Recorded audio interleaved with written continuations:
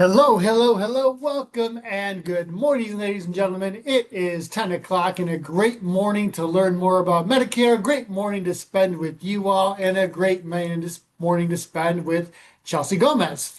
My name is Randy Lober, Growth Marketing Manager here at Action Benefits, and a large part of my role, in fact, one of the most enjoyable parts of my role is helping you all take one more step closer to being experts in this crazy industry we find ourselves in called health insurance, and particularly the Medicare market. And we do that so you can be more informed consumers and advisors in that market, and therefore help your customers be more informed and savvy as well. I have the distinct pleasure of leading a good chunk of today's conversation, but I am joined today by Chelsea Gomez. Chelsea, say hi to the people before we get started, please.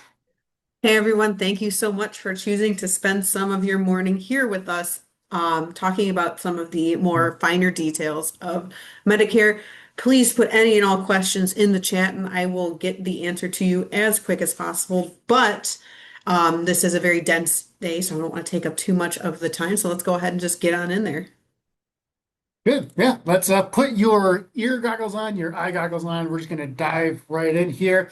Uh, plug, don't plug your noses, I guess. It's not going to be that bad. But here we go. A few things we want to talk about here today. One, we want to help you identify some special cases where a beneficiary may enroll in Medicare. There's times outside of their initial enrollment period where people may choose to get involved with all of this business. And as savvy agents, we need to know about those. Second, we'll talk a bit about LEPs, especially as they relate to getting off of group coverage, whether that's active group coverage or cobra. Um, there's lots of things to be mindful of there, and always good to remember those going forward. Third thing we'll talk about today is taking a look at the ways Medicare coexists with both private sources of coverage and public programs as well. So we all have a better understanding of if your client has, two sources of coverage, who's going to pay first, who's going to pay second, who might not pay at all, and what can they expect their financial responsibility to be should they have a claim that funnels through multiple payers here. Looking through our list here, I know the vast majority of your names, and I've even talked to you, most of you here recently, or at least emailed with you recently. But just for giggles, for the few that I don't know yet, I'd love to know a little bit more about your experience here in the Medicare market. So please put the letter that best describes you here in the chat. Is it A, you're brand new to working here in the Medicare market? B, you have experience in Medicare, but you're new to Action? C, you have some experience with Action in this market, but could use a refresher. Or D, you're a seasoned pro, you just love spending time with Action. Chelsea, Randy, and the whole crew are some of your favorite human beings on the planet, and you just can't get enough of us. Which one of those best describes you? I'm keeping track by the way, of who is saying D. Thank you, Michael. Thank you. Thank you. Is that a D minus, Danny? But B I'm going to assume minus. it's just a D. I'm going to assume it's just a D. Thank you all for spending time with us here today. A good representation of folks who are newer to Action Benefits. Some folks brand new to the market, but a lot of folks here for the refresher. And everyone that said they love spending time with us. The feeling is mutual. Thank you for joining us here today. We'll talk about that D minus later. Let's talk about Medicare enrollment. There are no fewer than 5 ways, 5 times that a customer or a beneficiary may enroll in Medicare. Let's start talking about all of those. First and most commonly, your consumers will encounter their initial enrollment period, really built for folks who are turning 65, who are about to turn 65. Generally speaking. During this time, they can enroll in parts A and B and enroll in part C and or D as well after they've gotten their A and B effective dates. This initial enrollment period is that 7-month period that surrounds their 65th birthday month. So 3 months before that month, the month of their 65th birthday, and 3 months after. We'll shed some more details on that in just a moment. There's also the general enrollment period, which you happen to be sitting right smack dab in the middle of, almost exactly, but today, February 11th, so not quite halfway through it, but we're close. GEP is built for folks who might have missed their initial enrollment period. It's another chance to pick up Medicare Parts A and or B. And it does run January 1st through March 31st, as I poorly tried to do math a few moments ago. Special enrollment periods. So if you missed your initial enrollment period and you missed your general enrollment period, on occasion, there may be cases where someone may use a special enrollment period to enroll in original Medicare. Generally, we see this, and this is why we want to spend some special time with this later on today. When someone leaves their employer-based coverage, during that time, they can enroll in Parts A and or B, and later on C and D as well. But they have that 8-month window from the termination of employer coverage to make that choice, to make that election. And we'll spend some more time here in just a moment as well, just giving you a little preview where we're going here. AEP, the annual election period or annual enrollment period, depending on how long you've been in the business, is really built for folks who are currently enrolled in Medicare, and they can make lots of changes to their coverage. They can enroll in Part C or D if they did not do so during their initial enrollment period, and they can make changes to their Part C and D plans, which is likely what drove a lot of you to either have grayer hair and or less hair this past fall. And spoiler, this next fall doesn't look so great either from all early indications. That period runs through October 15th and lasts through December 7th of each year. And you are also smack dab in the middle of the MA open enrollment period, the Medicare Advantage open enrollment period, built really for folks who are already in a Medicare Advantage or MAPD plan. It allows for a one-time change to their Medicare Advantage plan. So AEP is sort of last one in is what goes into effect. The one-time changes only happened here during MAOEP, and that also runs March or January 1st through March 31st. So as you can see, there are no fewer than 5 different ways a person can access Medicare Parts A, B, C, and D. And it's important that we know a little bit about all of them as we go forward here. So we're going to take a crash course through some of the nuances of these enrollment periods. But while I'm paused here, this is an excellent screen to take a screenshot of. If you're not yet familiar with all these, if you were to walk around our office, you'll see this same screen pinned up on several cubicles around us, just because it's a nice handy dandy quick reference of what you can do and when, what your enrollees can do and when. And that's as much as I'm stalling for you to take that screenshot. So let's talk about the initial enrollment period. Few things to know about. There are several cases where someone may automatically be enrolled in Parts A and or B. If they're already getting benefits from the Social Security or the Railroad Retirement Board, the RRB, they would automatically get Parts A and B starting the first of the month prior to the turn 65. They'd be enrolled then. If someone is under 65 and has a disability, they would automatically get Part A and B after they get disability benefits from either Social Security or some benefits from the RRB for 24 months. So the Parts A and B become effective on the first of the 25th month of disability payments. And at any age, when there's a diagnosis of ALS or Lou Gehrig's disease, people would automatically get Part A and B the month their Social Security benefits, disability benefits begin. If someone is automatically enrolled, with the exception of ALS here, that Medicare card's going to be mailed 3 months prior to their 65th birthday or during that 25th month of disability benefits, whichever makes most sense for their scenario here. But more and more people are working past 65. They're not taking Social Security right away. They're waiting till 67 and a half or later for that. So a lot of folks aren't getting automatically enrolled. Instead, they need to take action, pun somewhat intended, to claim their Medicare benefits. So if they're approaching age 65 but not getting benefits from Social Security or the RRB, they need to contact Social Security 3 months before they turn 65 or the RRB as well. If they don't enroll in time, which we'll talk about a little bit later on, penalties are certainly possible. If you have a beneficiary with end-stage renal disease, ESRD, their initial enrollment period begins the month they're diagnosed and it lasts for an additional 3 months. That's an opportunity for them to enroll again in original Medicare and then make choices about Part C and or D, depending on when they get their award letters. And we'll spend some time with ESRD a little bit later on here as well. But a big thing we need to know, one thing you're going to run into every day because someone turns 65 every day is in which the following cases will a beneficiary need to take action to enroll in Medicare Parts A and B? Choose all that apply here. So looking for multiple letters here, potentially as we go forward. Is someone is already receiving security benefits or RRB benefits and they're turning 65. B, if not receiving Social Security benefits and is turning 65. C, if they're diagnosed with ESRD at any age.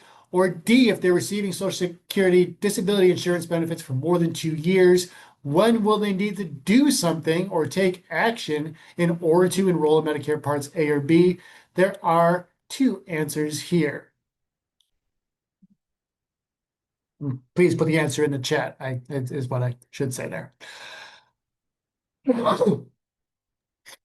Not to be confused as to when you guys take action with us, because you're here with action with us. Right. We just like the word action a lot. Laura is a brave soul, coming out publicly saying B and C. Some folks are chatting in privately saying B and C.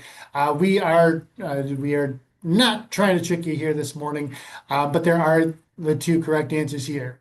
So if someone is not yet receiving Social Security benefits or RRB benefits and is turning 65, yep, they have to take action to enroll there. If they're diagnosed with ESRD at any age, we're going to take that diagnosis and supporting information down to our local Social Security office and apply for Medicare there. But in the other two cases, A and D, they would automatically be enrolled in Medicare Parts A and B as appropriate. Let's talk a little bit about that GEP. What happens if I miss my IEP? What options do I have? Pardon me, it's that time of year. If someone did not enroll during our IEP, they must wait until the next general enrollment period or general election period. Again, depending on how long you've been in the business, words have gone both ways here. They need to wait until that next period, January 1 through March 31, to enroll in Parts A and or B, unless they have a special enrollment period trigger, which we'll talk about in just a moment. In most cases, when you enroll during this time, it's pretty likely you're going to be facing a late enrollment penalty, and we'll talk a bit about calculating those later on. But a relatively recent change in the last few years is you no longer have to wait until July 1st for your Medicare coverage to be effective. That coverage now becomes effective the first of the month after enrollment. So if I have someone enrolling in Medicare Parts A and B today, to try and take advantage of their general enrollment period, their coverage would become effective on March 1st of this year. Spend a little bit of time with SEPs here as well. Few things to know about when these rights might apply. These rights to a special enrollment period might apply.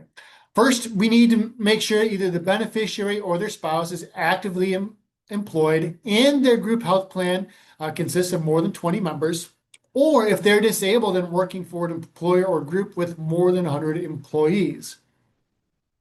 They may be eligible for an SEP if they are a volunteer serving in a foreign country and they return back. So if they missed their or their initial enrollment period because they were volunteering abroad and are returning, they can apply for an SEP, and that's granted on a case-by-case basis there.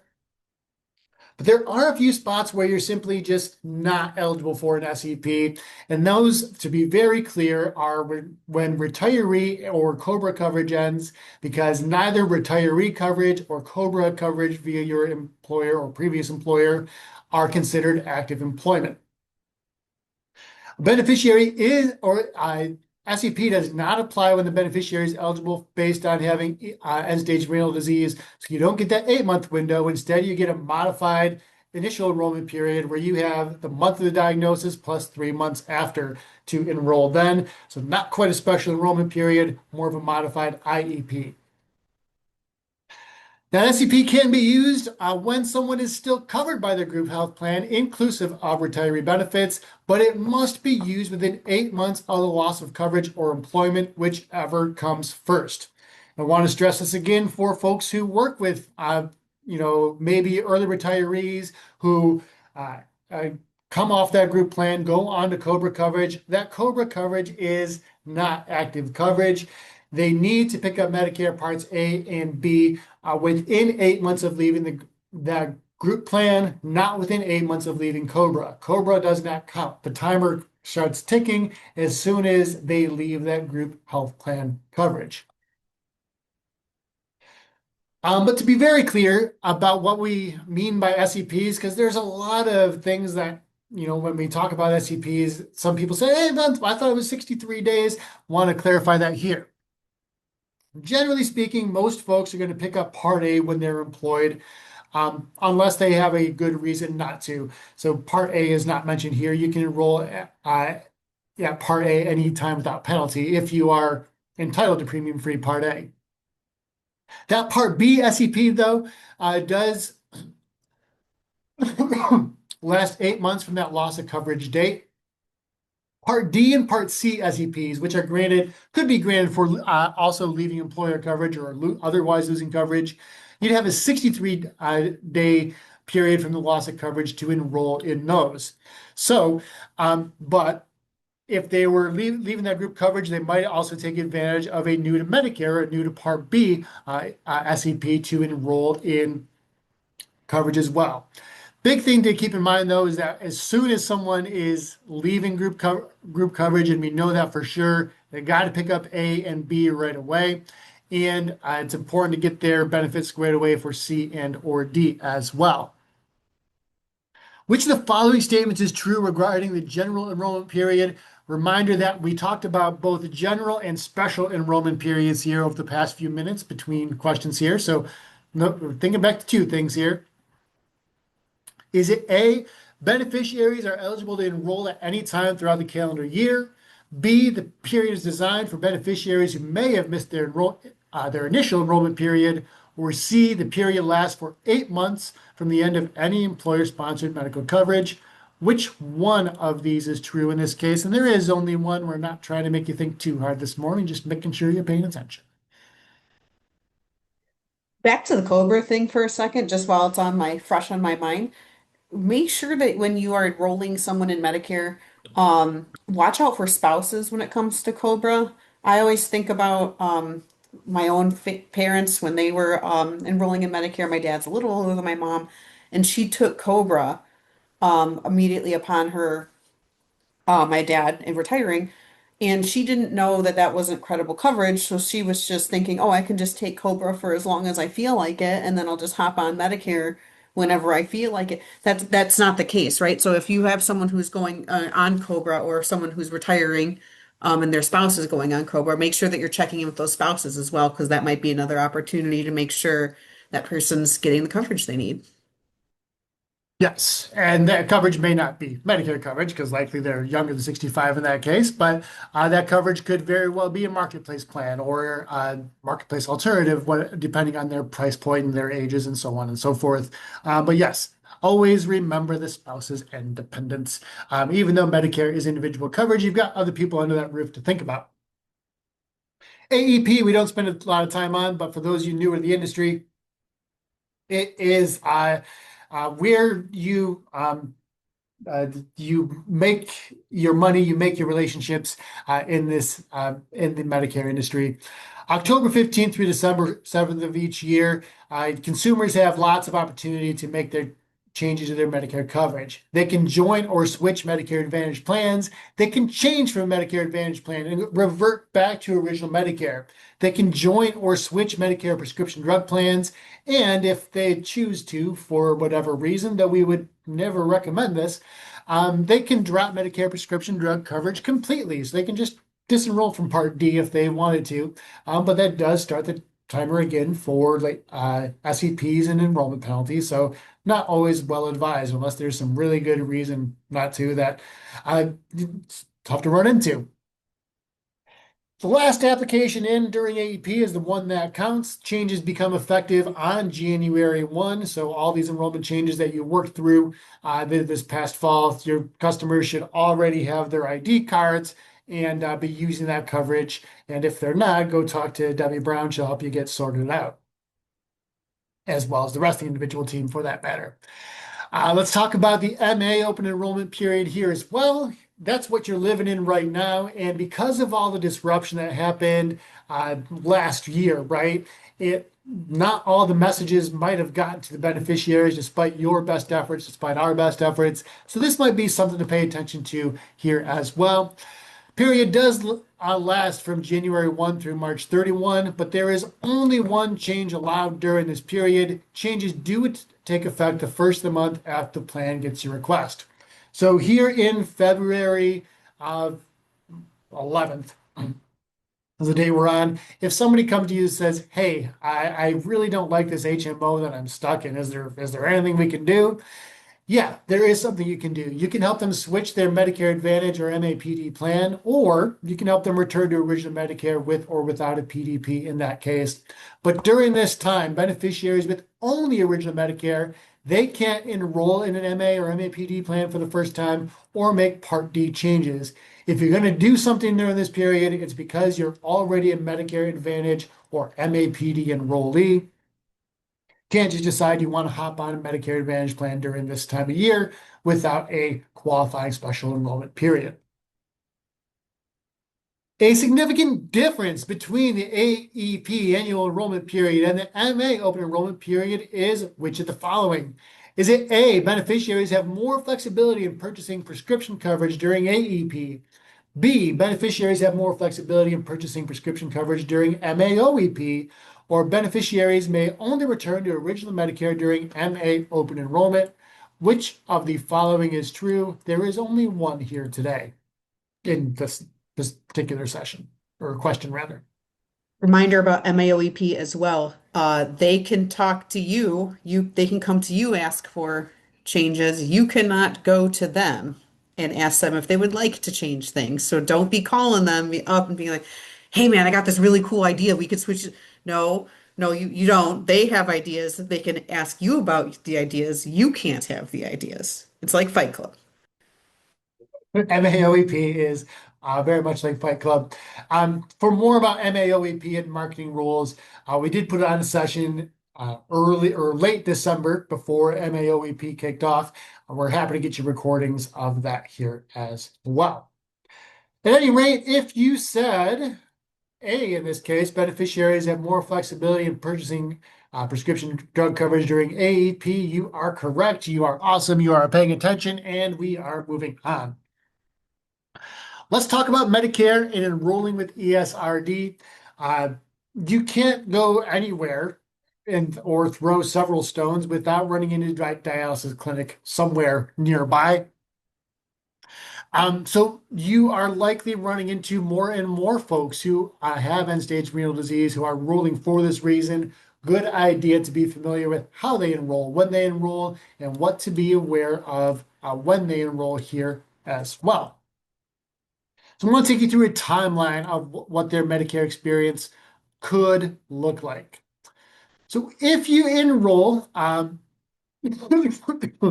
sorry, once you're diagnosed with ESRD and begin dialysis treatments, then that starts the trigger of a 3-month waiting period.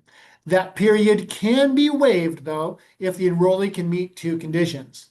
The first one is they've got to be trained to perform dialysis at home by a Medicare-approved training facility during these first 3 months of dialysis. The second condition is a doctor expects that training to be finished and certifies that the patient will be able to self-administer their dialysis treatments as well. During the first 3 months of treatments, the beneficiary's employer group health plan continues providing medical coverage In this case, Medicare hasn't kicked in just yet. Remember, there's 4 months we've got to wait for Medicare to come here. 4 month 4 and onward, that employer group health plan is responsible for coverage until that first day of month 4 when Medicare benefits kick in. On that first day of month 4, a 30-month coordination period begins. During that time, the employer group health plan does continue paying benefits as the primary payer. Medicare rather pays any benefits as the secondary payer in this case. Keep going. Okay. Coverage will end either 12 months after dialysis treatment ends or 36 months after a kidney transplant. However, it can resume and be extended if dialysis resumes or another transplant occurs within 12 months after dialysis stops, or if dialysis resumes or transplant occurs within 36 months of that first. So a little bit different timeline, a little bit different eligibility. It's not a lifetime enrollment in Medicare. Those Medicare benefits can end in some cases. So be mindful of that when you have someone who's enrolling with ESRD. For folks who successfully make that transplant, they are living as well as they can afterwards, but don't need or want full Medicare Part B in this case. There is a slimmed down version of Part B, which only covers those immunosuppressive drugs, the anti-rejection drugs they might need to take after that transplant. Part B will cover those immunosuppressive drugs beyond the original 36 months if they were previously offered after an organ transplant and the beneficiary has no other health coverage with an immunosuppressive benefit. The caveat here is I can't think of many plans that don't have an immunosuppressive benefit. So this would be someone who is truly indigent and has no other options for health coverage here. The benefit does have a reduced premium. It's not the full Part B premium, but it's still based on your income and tax filing status. So IRMA surcharges can apply. For more information, we've got all those on our website here as well. Only covers immunosuppressive drugs and no other Part B services when you enroll in this slimmed down Part B. And of course, because it only covers immunosuppressive drugs, doesn't cover doctor visits or specialist visits or anything else, it is not a substitute for full health coverage. It is simply a lifeline for folks who need those immunosuppressive drugs and have no other way to get them. Suppose you have a client that's diagnosed with ESRD and they've begun dialysis treatments already. They're not currently covered by an employer group health plan. Which of the following statements are true? Is it A, there will be a 3-month waiting period for Medicare benefits to begin? Is it B, a 3-month waiting period will be waived or may be waived if a doctor certifies the patient can self-administer their treatments? Or C, the client is not eligible for any Medicare coverage until they turn 65. Sorry, Charlie, you're out of luck and pay for all that dialysis on your own. Which of those is true? Yeah, we'll take any combination of A and B here in this case. A good mix of responses coming in publicly and privately here. Under completely normal circumstances, that 3-month waiting period will happen for Medicare benefits to begin. That 3-month waiting period can be waived, though, if a doctor certifies the patient can self-administer their dialysis treatments. Absolutely. Let's talk a bit about LEPs then. That's our second big thing we want to focus on here today. What do those LEPs look like, those late enrollment penalties look like for Parts A, Part B, and Part D? What happens if we don't get them on time? Pardon me. So I'm going to give you a quick summary of these penalties, then show you some ways you can play with them. We're trying something new here in this portion of the presentation. We have, for full transparency, we found the examples. You guys don't have a lot of questions about the examples, don't have a lot of questions about the math all the time necessarily. Sometimes you just have a question of like, I had the client that did X, Y, Z, then how do I figure that out? We'll show you how to do that, but we also want to talk a bit about the penalties here as well. Thank you, Ms. Gomez, for putting that in the chat. Part A penalties. With some exceptions, Part A LEP will apply if someone does not enroll during their IEP and they're ineligible for premium-free Part A. Remember, you become eligible for premium-free Part A by either you or your spouse working at least 40 quarters and paying FICA taxes for at least 40 quarters. If someone does need a Part pay that Part A premium, it's a 10% increase to their monthly Part A premium. So you're taking that 560 some odd, adding 10% to that, and that's not great. That penalty is in place for twice the number of years that enrollment was delayed. So it is the only penalty that can fall off for your beneficiary. Part B, with some exception, that part penalty will apply if someone does not enroll during their IEP. It's a 10% increase in their premium for every full 12-month period enrollment was delayed. So you don't get that 10% increase until you've missed enrollment for a full year. And then it's only every full 12-month period you get the 10% increase for, not any fraction thereof. That is a lifetime penalty, though.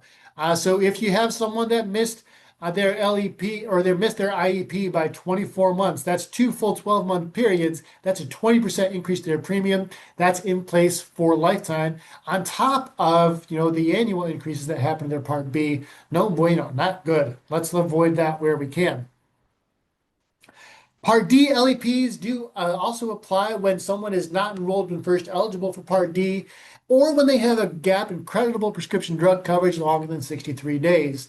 So lots of folks who work past 65, many of them have creditable drug coverage through their employer. They're in kind of a safe harbor here. Or if they pick up a Medicare Part D prescription drug plan or an MAPD, again, safe harbor there, but they can't not have that coverage for more than 63 days. Otherwise, a Part D penalty starts accruing. That is determined by multiplying 1% of the national base premium by the number of months that are uncovered, and rounding that to the nearest dime. That penalty is tacked on to the monthly premium, and it's again in place for as long as the beneficiary is enrolled in Part D, so it can again be a lifetime penalty. Chelsea was kind enough to put the link to our late enrollment penalty calculator in the chat.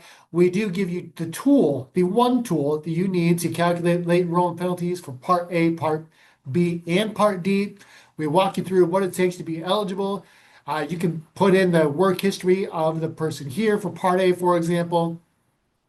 It's going to ask you about how many full years you went without coverage, but should have had it. And it's going to tell you how the premium rates and how the penalties are calculated when you click on it there.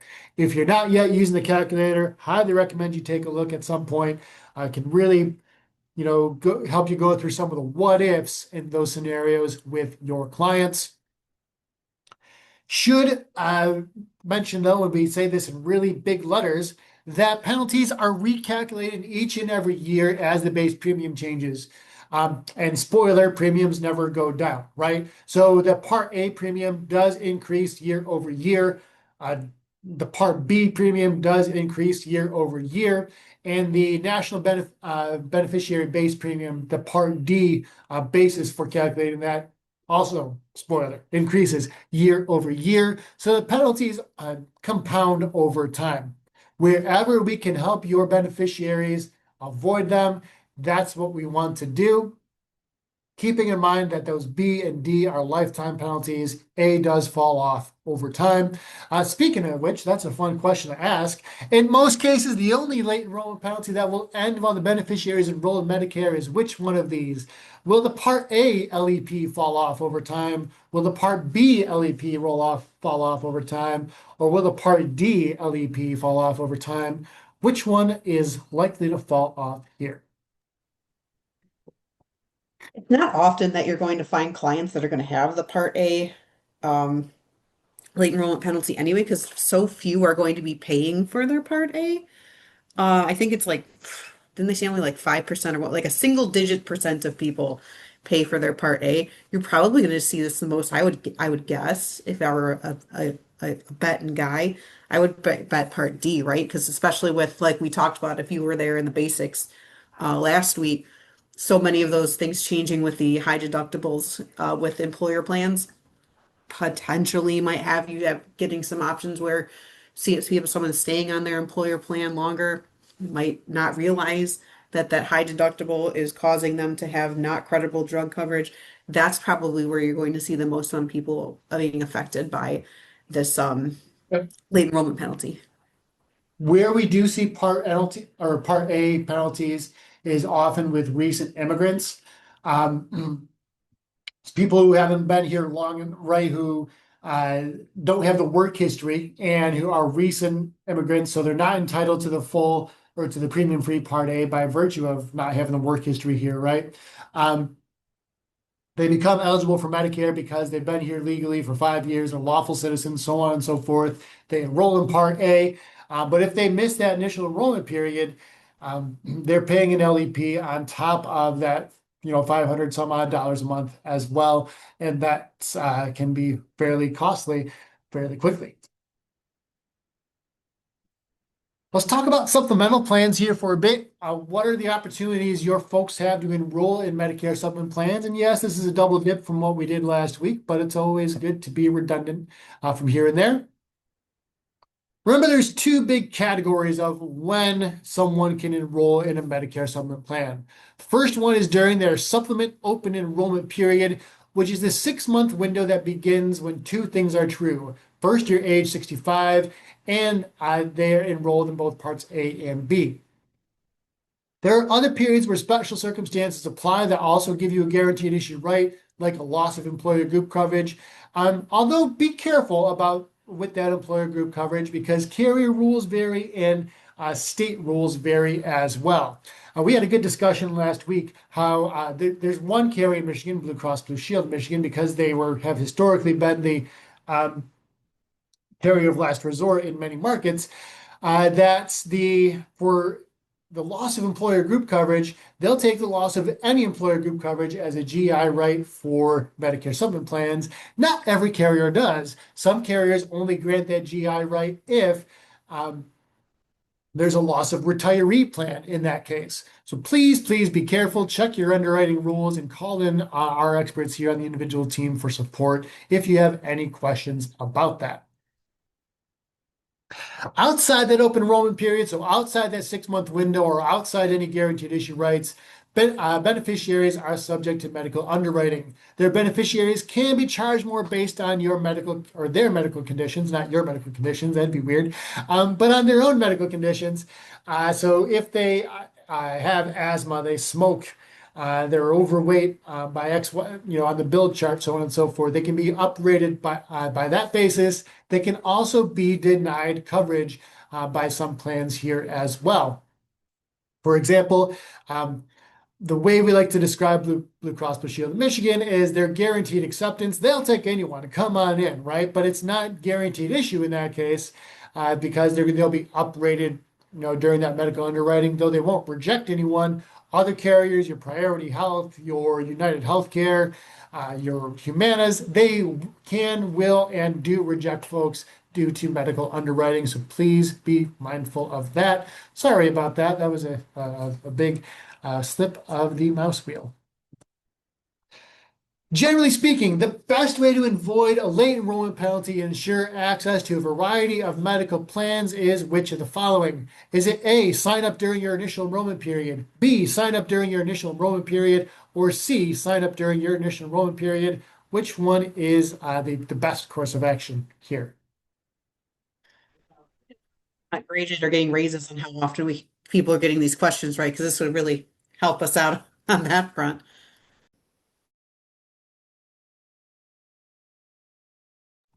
I think you might be right, Emily. Yes. Um, to be generally, it's always a good idea to sign up during the initial enrollment period. Unless there are circumstances where you can afford to delay because of your employer and the size of your employer and whether Medicare is secondary or primary, which is a good preview of where we're going to go next. But the best way to avoid LEPs and ensure access to everything, including your med subs, is to sign up during that IEP.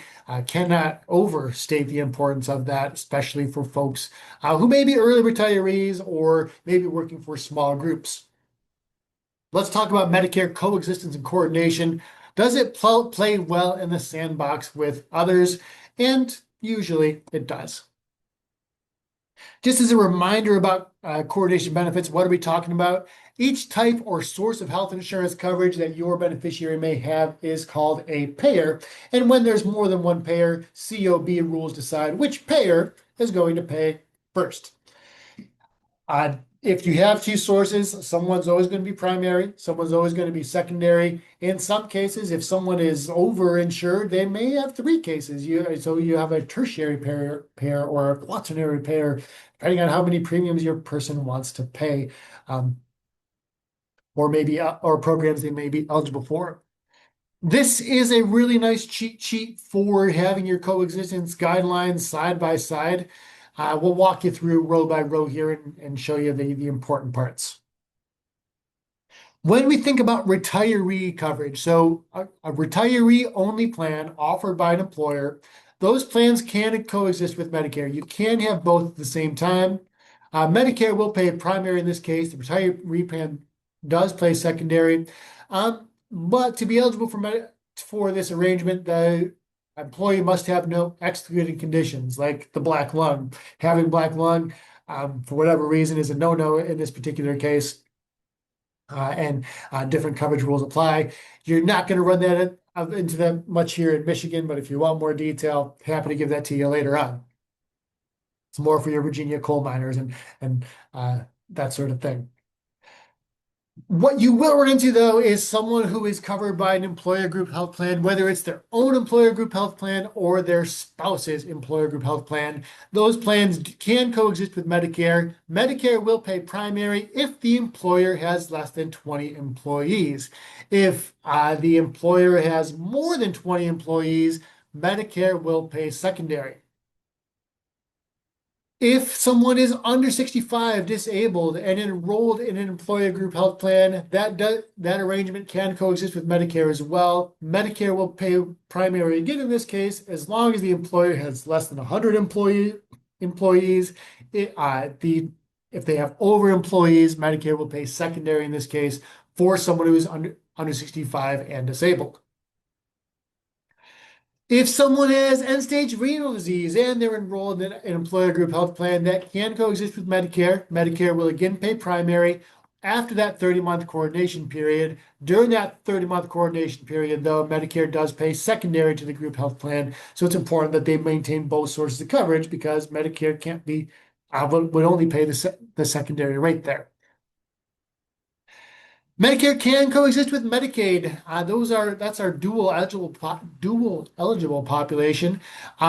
Folks that need a lot of help, folks that can be a lot of fun to work with, but they can coexist with Medicare. Medicare always pays primary in this case. Medicaid is always the coverage of last resort, no matter what other coverage you have. We should note that balance billing is illegal for qualified beneficiaries in that case. So if someone is eligible for both Medicare and full Medicaid, to be clear, they will generally have little to no responsibility for their out-of-pocket costs when they get care. When we talk about individual health insurance marketplace coverage, so Obamacare coverage, that cannot coexist with Medicare. Medicare eligibility disqualifies the person for tax credits and other savings. That's Uncle Sam's friendly way of saying, hey, you're too old you've aged out of this coverage. You're no longer eligible. We're not going to help subsidize it for you anymore. Go on Medicare, go where you belong, in not so many words. Important thing to know here, especially when we talk about employer group health plans and that the self or spouse coverage, is again that rule of 20. Whenever Medicare would pay primary or even secondary in this case, most employer plans will have different rules about when and whether they require the person to enroll in parts A and or B. Important to check with that employer plan as you're making enrollment decisions. Important to have the beneficiary check with that employer plan and their HR professional to make that decision as well. Suppose we visit Hector, who is age 64 and 9 months. He's currently employed with a small 8-person web design firm. He's enrolled in the firm's group health plan and will enroll in original Medicare during his IEP. So no LEPs for Hector. Good job, Hector. He intends to continue working until he's 70. Which of the following statements will be true regarding his medical coverage? Is it A, Medicare will pay primary for any medical expenses that Hector incurs? B, Medicare will be the secondary payer for any inpatient hospital expenses Hector has?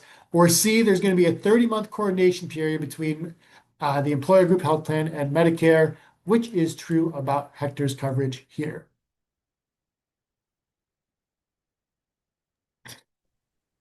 Keep in mind too, if you do have someone who is Medicare, Medicaid eligible like that, and they have dual eligibility, make sure because it is legal to balance bill, make sure that if you have someone doing that, that they know that.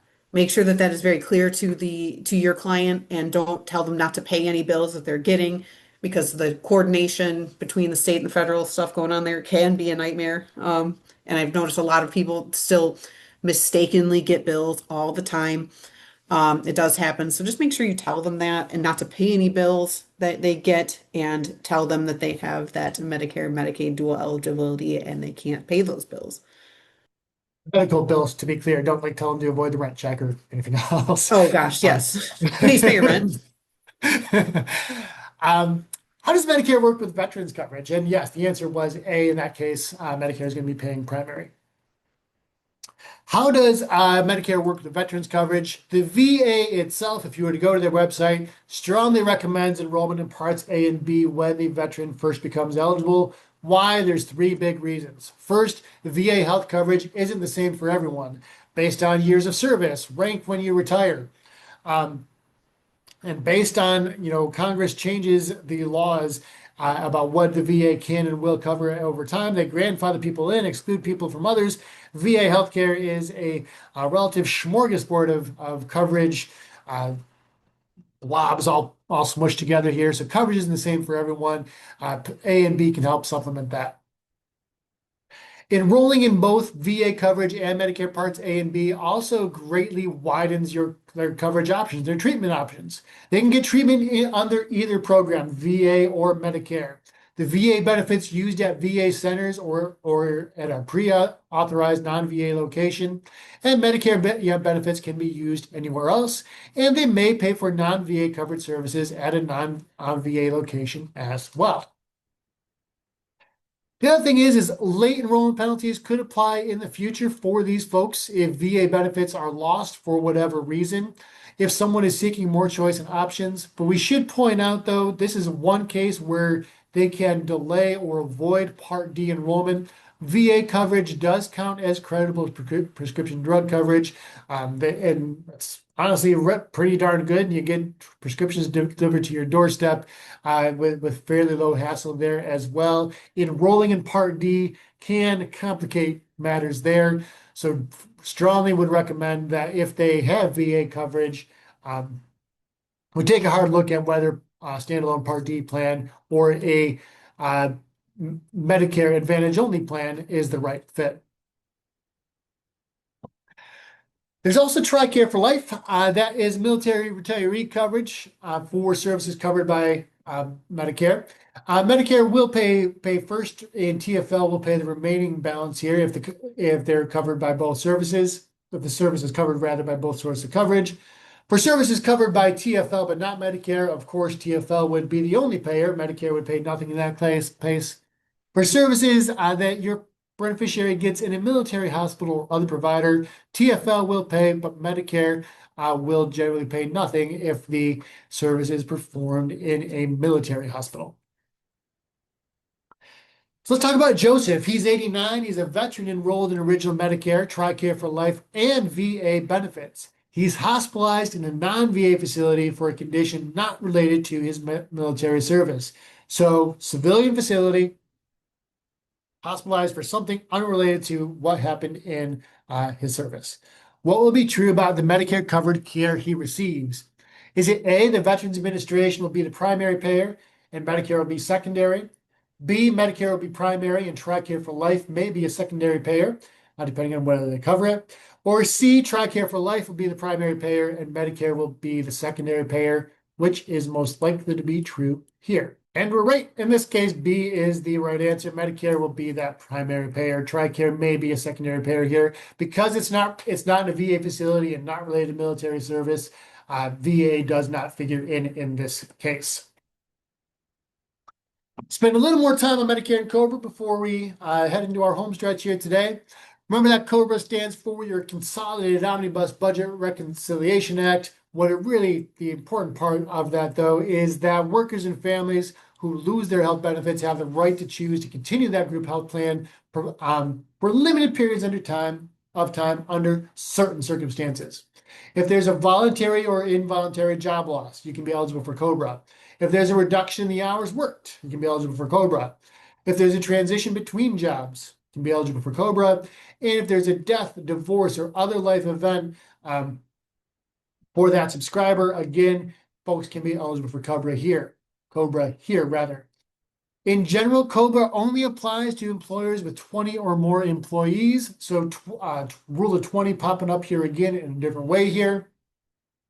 COBRA coverage is generally offered for 18 months at a time, though 36 months in some cases.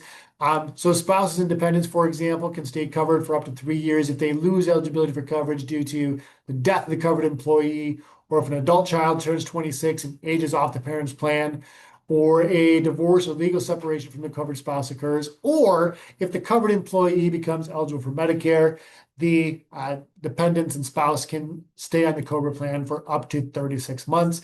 But 36 months of COBRA premium sounds like a lot of money. So what's this look like in practice? Say there's a life event that leads to COBRA eligibility. If you enroll in Medicare while you're on COBRA, you lose your COBRA eligibility as soon as your Medicare becomes effective. But if you were enrolled in Medicare prior to electing COBRA, you can still elect COBRA in that case, even if you're only enrolled in Part A. However, we've still got to be mindful of that Part B LEP. So that Part B enrollment should happen prior to that COBRA election as well. Part D LEP may be avoided though if that COBRA coverage is creditable, right? So if the drug card is as good as what you would get, as good or better as what you'd get from Medicare, that's important there. So we'll visit Helena for a moment. Helena participated in her large group's employer group health plan. Large group there is the key point. When she retired at 67, she became eligible for COBRA coverage. She had previously enrolled in Part A during her IEP, but she's not enrolled in Part B right now. What should Helena do to eliminate any potential LEP she may have to pay? Should she A, elect COBRA coverage for 18 months, take the full 18 months of COBRA, and enroll in Part B during the next AEP? Should she immediately enroll in Part B using a special enrollment period, that loss of group coverage? Or should she C, elect COBRA coverage and wait till the next OEP to choose a Medicare Advantage plan of her choice? If a client that you have was on in this situation, kind of similar to Helena, and they want to maybe like, I would not recommend they stay on Cobra. I'm basically giving you the answer to this question here, but I wouldn't recommend they stay on Cobra. And you might have some of them kind of clap back at you a little bit and say, well, I paid all this money into my deductible or into my out of pocket. That money's going to go to wait. Remind them that that Part B's deductible is not going to be anywhere near as high as the deductible for like an employer group health plan. So that's not shouldn't really be a deciding factor when in this situation. Just throwing that out there. Yeah, and to be fair, there are some cases where staying on COBRA for a little while does make sense, keeping in mind that we still have this 8-month window to pick up Part B, right? But if they are on uh, a cancer regimen, right, and they've already met their deductible and out-of-pocket max for the year, and all things being equal, their collective Medicare premiums are, in the same ballpark as what their COBRA premium might be. They wouldn't have to pay anything out of pocket for that continued treatment, for a few months. Could be worthwhile to stay on COBRA for a little bit of that time. Keeping in mind, though, that our long-term goal is to avoid that Part B LEP. So Right. every situation varies. We're talking here in generalities because we only have an hour. Generally a good idea to pick up Part B as soon as you know that's happening. We'll also talk briefly about Medicare and HSAs before we wrap up here for today. Um, so HSAs, health savings accounts, we all know they're triple tax advantage. People can put away money pre-tax to save for future or current healthcare expenses. You can contribute to that HSA as long as you are enrolled in a high deductible health plan or an HDHP. But when you enroll in Medicare Parts A and or B, you are no longer in an HDHP, so you can no longer contribute to your HSA. The funds still belong to your beneficiary in this case. They can be used for any approved medical cost there, although there may be some maintenance fees applied to that account.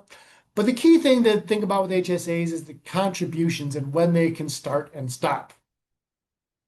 If someone does work past 65, beneficiaries can delay their enrollment in Medicare, right? Especially if you're working for a large group or a group of larger than 20. They can still contribute until they enroll in any part of Medicare. Remember, they still have that catch-up contribution, that $1,000 per year if they're age over 55. They can't collect Social Security in this case here either. But if they're working past 65, Part A does have a 6-month look back period. So if you are working past 65, say you're working till 68, it's a good idea to stop those HSA contributions at 67 and 6 months. The reason why is because of that look back period from Part A, any HSA contributions made during that 6 months prior to enrolling in Part A are subject to an excise tax of anywhere between 6 and 10%, depending on a few factors there. So that's tax-free money that's now being taxed, and that's not a good look for anyone. So moral of the story is, if someone is working beyond age 65, they want to stop contributing to their HSA 6 months prior to when they enroll in Medicare. So, gosh, that's an hour of time we spent together here today. Hopefully, it's an hour well spent. Want to kind of go through 3 big things we've talked about here today, because you always remember the first thing we talked about. You always remember the last thing we talked about. Sometimes stuff in the middle gets fuzzy. So we talked about 5 different ways beneficiaries can access Medicare through the IEP, GEP, SEP, AEP, and MAOEP, and we can throw a few letters of the alphabet in there too if you like. All of them have their own different rules and about what you can do with your coverage and when you can access them. We talked a little bit about LEPs and that Part A will fall off over time. Part B and D are with you for life, so it's important to avoid those whenever possible.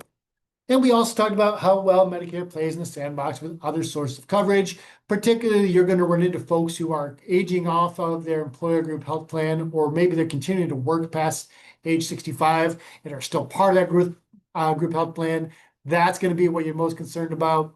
As well as coordination with ESRD and Medicaid here as well.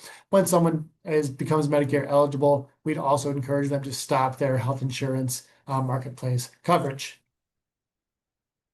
We do thank you for all your time and attention here today. Shortly after the screen leaves here, we'll ask you for your thoughts about today's session. There's a few new wrinkles we added, a few changes we added. Love to hear your thoughts on those. And that survey will be also emailed to you about 24 hours from now, along with the recording.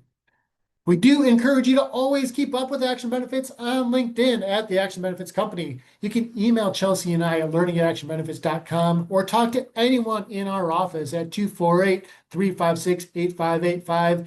And the lovely and talented Brenda will help you find the person you want to talk to. Chelsea, before we say goodbye to the people, is there anything you'd like to add for the good of the order?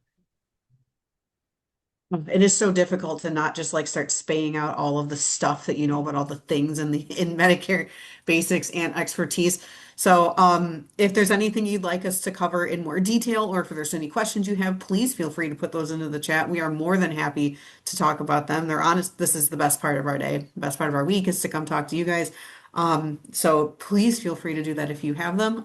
Next week we are hitting, is it Section 125 plans next week? All right. So be ready for that next week. And thank you so much. And enjoy the warmer weather this week and probably in the next week, right? A little bit, yep. All right. See you next week. Thank you all. You'll hear me stop the recording here, but again, we're happy to stick around for any questions or conversation you might like to have, especially around that D- you gave us. Thank you all for coming here today.